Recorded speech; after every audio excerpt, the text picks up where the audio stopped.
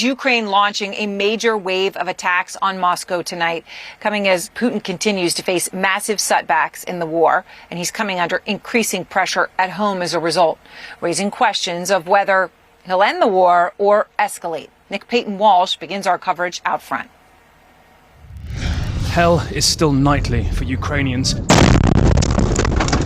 Here are drones slamming into Zaporizhia, where strikes killed 1, injured 5. But again Monday night, while Ukraine was dragging its injured from the rubble, they fired about 250 more drones back at Russia than were fired at them.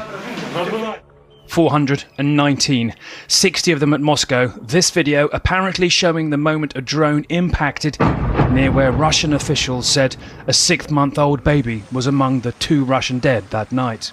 Very few images of the damage to Moscow emerged, where a space communications center was struck in Dubna.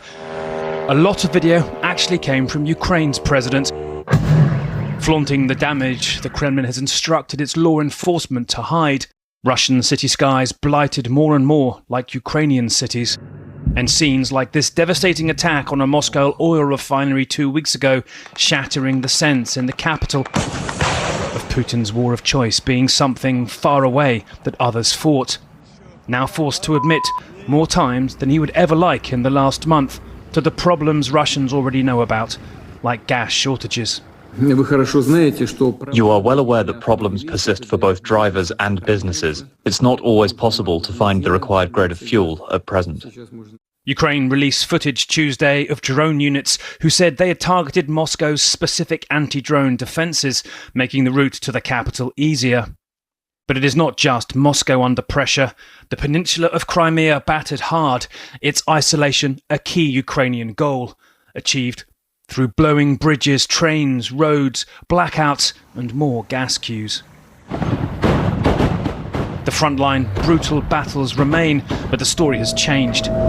Ukraine, less the victim, more the disruptor, hoping to keep Moscow off balance long enough that it falls. Aaron, this is really about increasing pressure on Russian President Vladimir Putin. But to what end? Yes, Ukraine can isolate Crimea, the peninsula, unoccupied Ukraine. It can rain drones on Moscow and other parts of Russia. But until Putin himself is vulnerable or feels political pressure, we're simply seeing an escalation on both sides. Diplomacy, it seems, certainly frozen, although there are some hopes perhaps it may get another turn, Aaron. Just how big of a deal is this? Aaron, this is a huge deal. We have some original data for you today. We've got over 20,000 incidents of Ukrainian strikes against Russian targets. They include everything from